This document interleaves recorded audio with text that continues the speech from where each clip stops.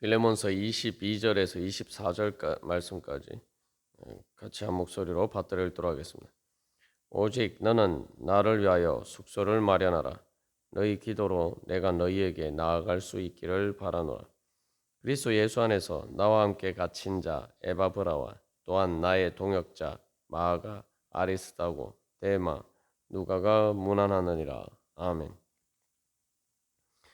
이 땅에서 살아가는 데 있어서 우리가 많은 하나님의 은혜와 선물이 있지만 우리가 종종 잊어버리고 있는 것은 하나님께서 우리에게 주신 가장 귀한 은혜와 선물은 바로 우리에게 주신 사람들입니다. 그래서 뭐 단순히 우리 혼자 살지 못하는데 또 많은 사람들을 통해서 서로 협력하는 가운데서 우리가 살아갈 수 있기 때문에 또 은혜와 선물일 뿐만 아니라 또 이 광야와 같은 세상에서 우리가 그나마 이렇게 쉴 곳과 안식을 얻을 수 있는 것은 바로 우리에게 은혜와 선물로 주신 사람들 때문이죠. 이제 뭐 우리가 처음 태어났을 때는 또 우리의 부모님이 우리 그렇게 가장 귀한 은혜와 선물이고 또 우리가 살아가면서도 계속 그러한 사람들 통해서 우리가 이 험한 세상에서도 마음의 안식처를 찾고 또한 쉴만한 곳을 찾을 수 있습니다. 그래서 이 나그네와 같은 인생에서 우리가 쉬어갈 곳이 어디냐라고 했을 때에 바로 그것이 사람들입니다. 그래서 사도 바울이 빌레몬에게 너는 나를 위하여 숙소를 마련하라고 이야기했는데 이 여행길에서 이때 당시 이제 여행길에서 특별히 뭐 전혀 낯선 사람에게도 이 나그네에게 숙소를 대접하는 것은 중요한 미덕으로 여겨졌다. 우리가 앞에서도 나누었습니다만 그러나 단순히 그렇게 뭐 모르는 사람이 아니라 정말 내가 내 집처럼 말 그대로 내 형제처럼 또 필레몬과 골로새 교회가 결국 예수 그리스도의 교회 아닙니까? 그러니까 하나님 우리의 아버지의 집처럼 내가 그 여행하는 가운데 그렇게 머물러 수 있는 바로 그러한 숙소가 있다. 또 내 아버지 집과 같은 또 내 형제 자매의 집과 같은 그런 곳이 있다. 이것은 얼마나 큰 위안이 되는 일인지 모르겠습니다. 그래서 우리가 이 땅에서도 바로 그렇게 이 나그네와 같은 인생길을 갈 때에 바로 하나님께서 우리에게 은혜로 선물로 주신 사람들이 바로 그러한 역할들을 할 수가 있는 것이죠. 그래서 결국 교회를 세워간다는 것도 교회라는 게 결국 이제 사람들로 세워지는 것이죠.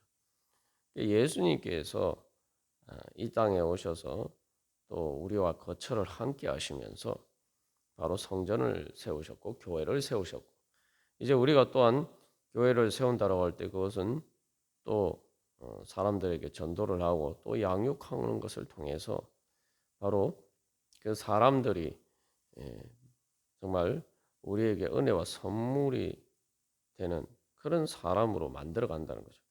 이제 교회의 사명을 보면은 다 결국 그런 사명입니다.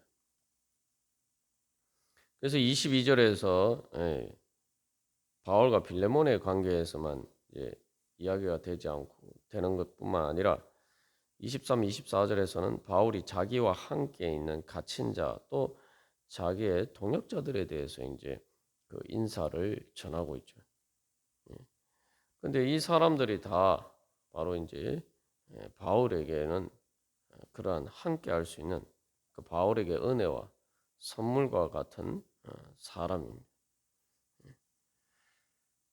그래서 결국 이 사람들이 다 이렇게 바울의 동역자가 되고 또 심지어 함께 갇힌 자가 되고 또 빌레몬처럼 형제 자매로서 숙소를 마련해 줄 수 있는 그런 사람이 될 수 있었던 건 다 이들이 예수님을 믿었기 때문이죠. 그래서 교회가 하는 그 사명들은 결국 그렇게 전도를 하고 또한 교회가 어머니처럼 하나님 아버지를 대신해서 또 사람들을 양육하는 그런 모든 일들을 통해서 결국은 우리가 서로가 서로에게 정말 이 땅에서 숙소가 될 뿐만 아니라 나고나 같은 인생에서 서로에게 안식과 충전을 주는, 그래서 20절에서 그 그리스도 안에서의 평안이라고 이야기하고 있죠. 그게 이제 안식과 재충전인데 바로 그러한 것들을 줄 수 있는 그러한 그러한 사람들이 모여서 바로 하나님의 안식과 충전을 줄 수 있는 교회가 세워져 가게 됩니다.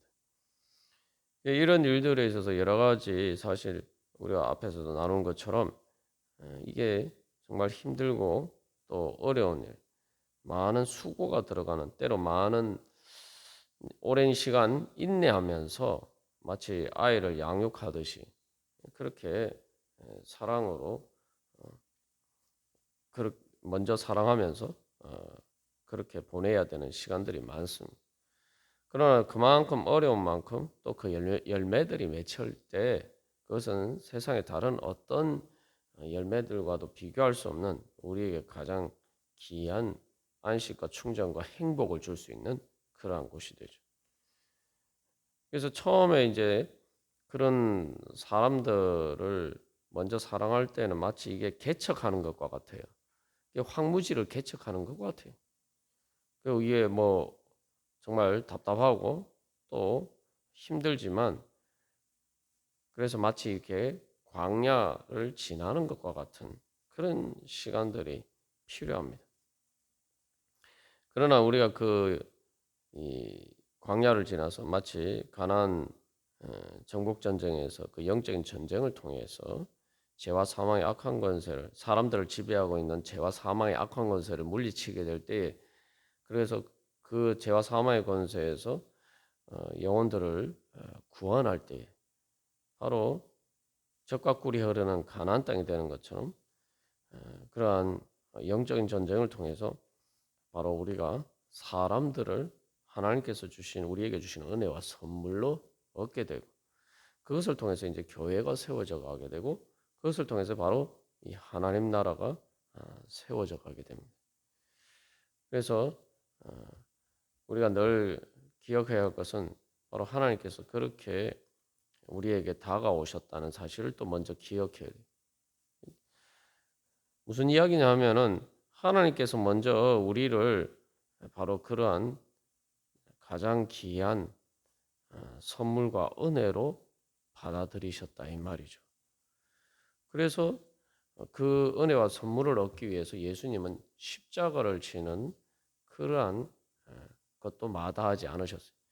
그래서 우리가 예수님의 십자가 부활을 통해서 우리를 구원하신 그 은혜를 통해서 우리가 깨달아야 될 가장 중요한 사실 중에 하나는 바로 하나님께서 우리를 그렇게 귀한 은혜와 선물로 생각하시고 우리를 자기 자신의 말 그대로 보물과도 같은 존재로 그렇게 받아들이셨다는 거예요.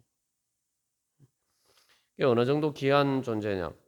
말 그대로 예수 그리스도의 독생자 생명까지 아끼지 않고 주시기까지 우리를 그 정도의 대가를 지불할 만한 가치가 있는 사람으로 우리를 생각하셨다 이 말이죠. 그래서 주님께서는 그렇게 먼저 우리를 사랑하셨습니다. 주님께서 나를 그렇게 정말 귀한 은혜와 선물, 보물처럼 여기시기 때문에 바로 그렇게 우리를 대하셨고 또 그것을 통해서 예수님이 이제 부활하심으로 결국은 단순히 그 모든 사랑의 비용을 지불했지만 실패로 끝난 것이 아니라 그러나 결국 부활을 통해서 그 모든 은혜를 선물을 실제로 받으실 수 있게 됐단 말이죠. 그래서 주님께서는 포기하지 않고 비록 우리를 사랑하시는 것이 십자가를 지는 것 같은 고통이라 할지라도 바로 그 사랑이 이루어질 것을 믿고 십자가를 지셨고 결국 그 주님의 우리를 향하신 그 사랑은 실패하지 않고 결국 부활을 통해서 열매를 맺게 되었다는 것입니다.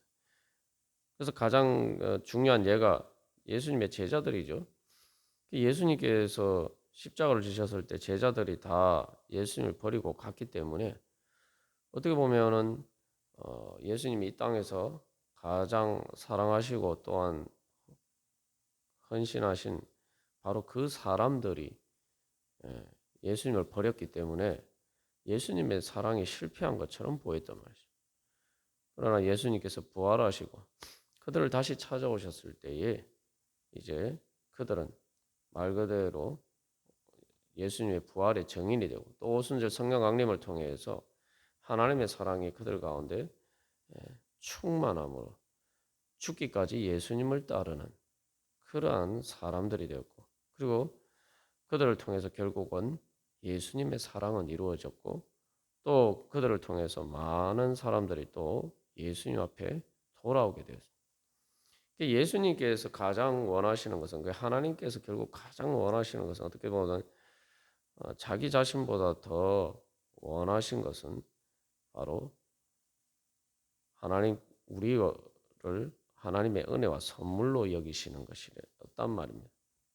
우리가 바로 하나님의 가장 귀한 은혜와 선물이 되었다는 거죠. 마치 그것은 부모에게서 자식이 가장 귀한 은혜와 선물인 것처럼 하나님께서는 우리를 그렇게 사랑하시고 그래서 우리 아빠 아버지로서 우리를 양육하시고 또한 교회를 통해서 그렇게 우리를 인도해 주셨습니다.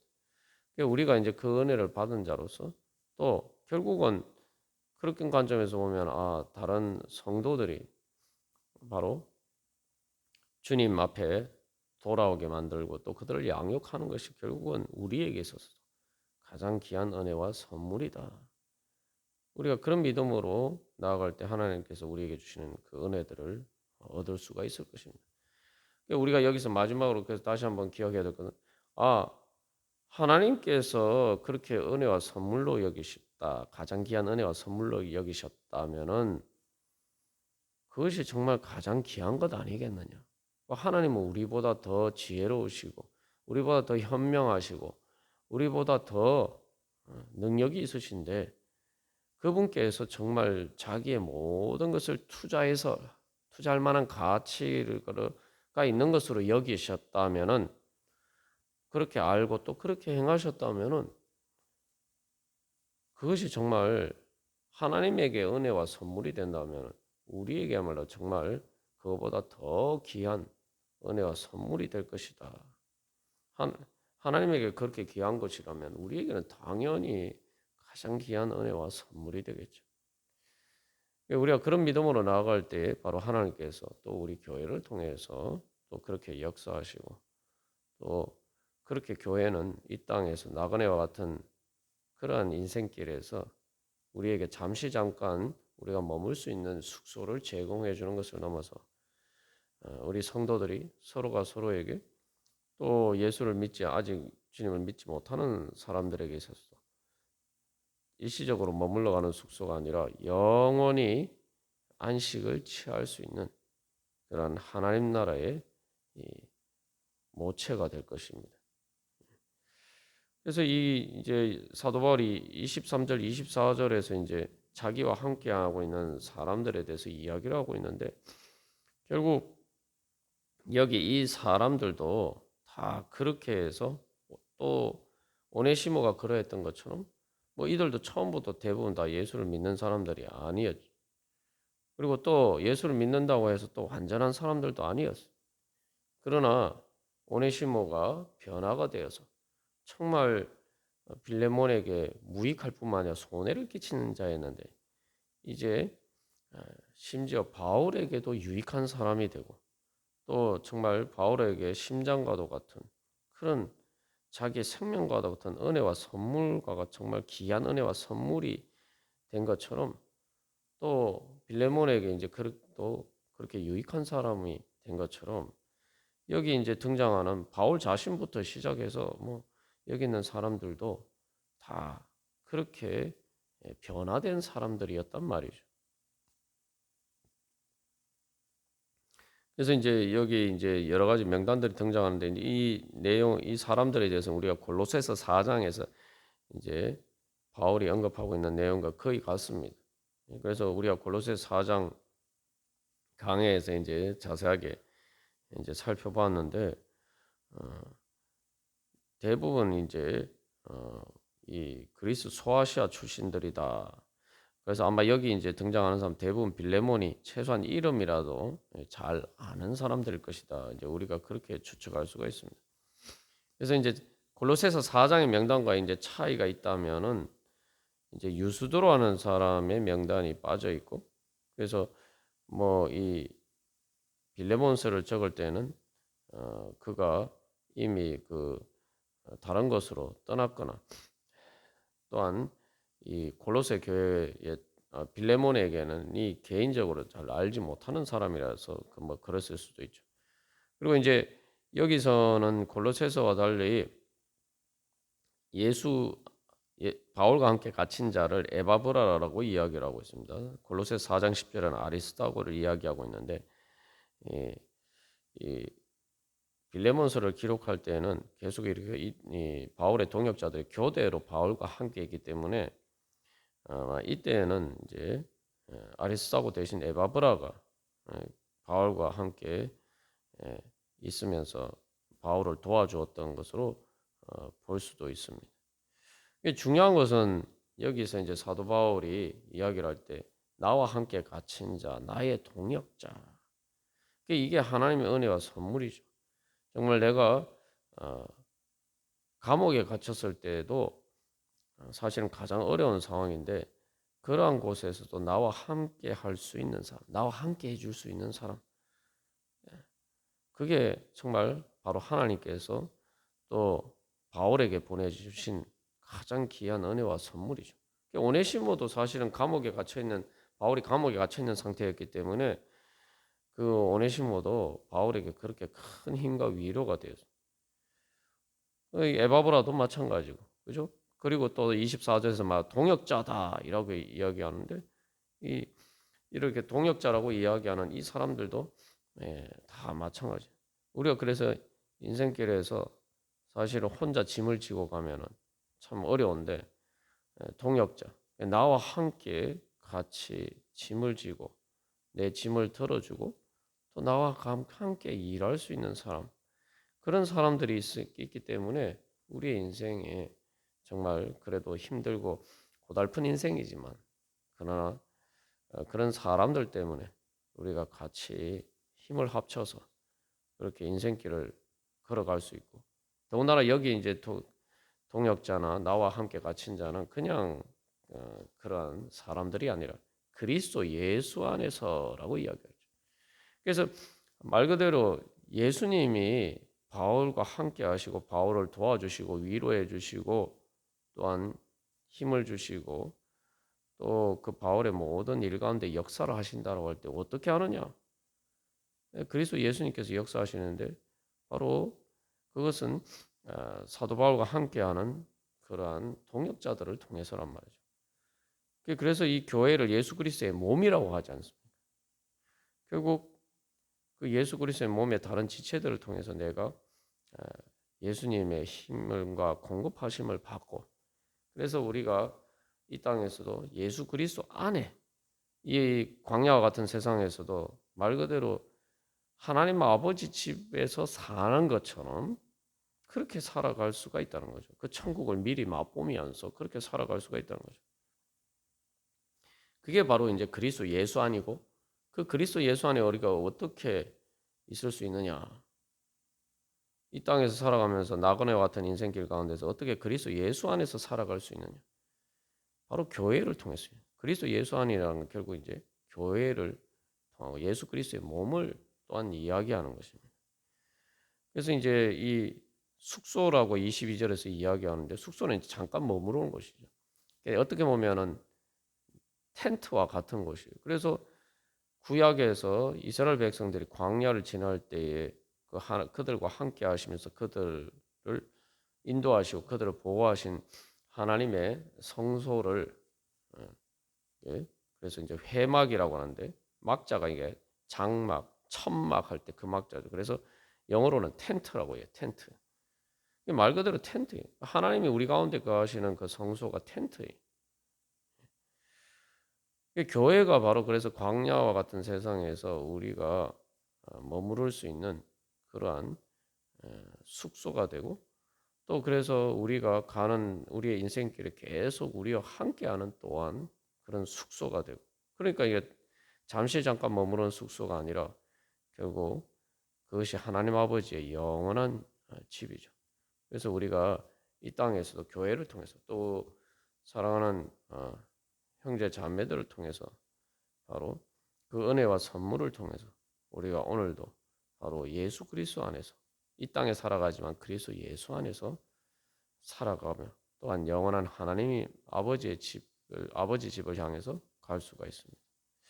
우리가 오늘도 함께 모여서 또 예배할 때 바로 다시 한번 그런 은혜와 선물을 하나님께서 우리에게 주신 가장 귀한 그 은혜와 선물을 기억하고, 또한 그 성도들과 함께 예배하는 가운데 또한 그리스도 예수 안에서 하나님께서 오늘 특별히 주의 날에 우리에게 주시는 안식과 충정과 또한 하나님의 그러한 능력의 도우심과 그 은혜로 충만히 해지기를 간절히 소망합니다. 우리가 그것을 위해서 무엇보다 예수님의 은혜를 바란다고 할 때 예수님께서 하나님께서 예수님 통해서 우리에게 주신 그 교회와 또한 사람들이 하나님께서 우리에게 주신 은혜와 선물임을 믿고 구하고 또한 기도하고, 그렇게 또한 우리가 먼저 사랑하고 또 서로 사랑할 때 하나님께서 우리에게 주신 은혜가 더욱더 넘쳐날 줄로 믿습니다. 다 같이 기도 드리시겠습니다.